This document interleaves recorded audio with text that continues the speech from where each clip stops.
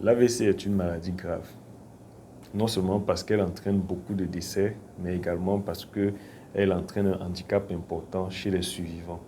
C'est une maladie qui est de plus en plus fréquente en Afrique et elle touche de plus en plus les sujets jeunes, dont tout le monde est concerné. Ce n'est pas une maladie qui ne peut pas toucher les pauvres ou quoi que ce soit, elle peut toucher tout le monde. Et c'est une maladie qui peut être prévenue dans près de 80% des cas. Et c'est pour ça qu'il faut en parler, parce que si on prend des mesures de prévention, on peut éviter, on peut faire de telle sorte qu'un AVC ne nous touche pas. Et aujourd'hui, je voudrais parler particulièrement du fait que certains médicaments peuvent provoquer un AVC. Et je ne peux pas citer tous les médicaments, mais juste quelques-uns qui sont très utilisés afin que chacun sache à quoi s'en tenir quand il utilise ce type de médicament. Comme on le sait, le premier facteur favorisant des AVC, c'est l'hypertension artérielle. Et certains médicaments peuvent faire augmenter la tension. On peut citer les anti-inflammatoires qui sont très utilisés, anti-inflammatoires non stéroïdiens, comme le diclofénac, l'ibuprofène, le kétoprophène, l'indométhacine, tous les médicaments qui vont dans le même ordre, qu'on utilise. Chacun peut acheter ça quand il a mal au dos, quand il a des problèmes de rhumatisme, ainsi de suite, parfois mal à la tête, les règles douloureuses et tout ça. C'est des médicaments qui sont accessibles même parfois sans prescription médicale. Et donc, il faudrait savoir que ces médicaments peuvent augmenter la tension artérielle et peuvent provoquer donc de manière indirecte un AVC. C'est, comme on appelle, d'autres médicaments toujours anti-inflammatoires plus puissants qu'on appelle les corticoïdes font également augmenter la tension. On les utilise parfois chez les asthmatiques, toujours aussi souvent dans beaucoup de maladies en tout cas, certaines maladies de rhumatisme grave et tout ça.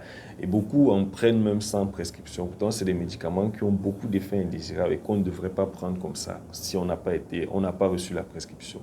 Donc, il y a les médicaments qu'on utilise même souvent pour déboucher les narines, que ce soit en forme locale, que ce soit en comprimé. Si on les prend sur le long terme, ils peuvent augmenter la tension artérielle aussi. Il y a certains cas qui ont été démontrés où un AVC avait été causé par la prise de ces médicaments. Donc il faut faire attention. C'est des médicaments qui agissent sur les symptômes. Ils ne soignent même pas véritablement la cause. Donc il faut les utiliser avec précaution. Donc certains... en dehors de l'hypertension artérielle, certains médicaments peuvent favoriser aussi les AVC par différents mécanismes. Et certains types d'anti-inflammatoires non stéroïdiens qui n'agressent pas beaucoup l'estomac, comme le célécoxib, qui sont prescrits chez les personnes qui ont des problèmes d'estomac, souvent pour soulager la douleur et tout ça en cas de rhumatisme, eux aussi peuvent favoriser certains types d'AVC. Donc, parfois, quand on est hypertendu, il faut faire attention à ce type de médicaments-là. Or, eux aussi, ils sont de plus en plus prescrits, mais beaucoup ignorent les effets indésirables. Certains contraceptifs, certaines formes de pilules aussi, chez certaines personnes qui ont des prédispositions, peuvent favoriser la coagulation du sang et peuvent favoriser ainsi certains AVC. Donc, on a aussi certains médicaments comme les antidépresseurs ou certains autres médicaments utilisés en psychiatrie. Il y a beaucoup de médicaments. Donc, l'information en fait que je veux donner, c'est que tous les médicaments ne sont pas simples. Il ne faut pas utiliser un médicament sans avoir eu la prescription et encore moins tout le temps. Parce que souvent, le réflexe que les gens ont quand on va à l'hôpital, on prescrit un médicament pour 5 jours, une semaine, et ça nous soulage. Désormais, on renouvelle seulement. Dès qu'on a un peu mal, on renouvelle. Pourtant, c'est des médicaments parfois qui doivent être pris sur une courte durée. Donc, de grâce, faisons attention vraiment aux médicaments qu'on consomme.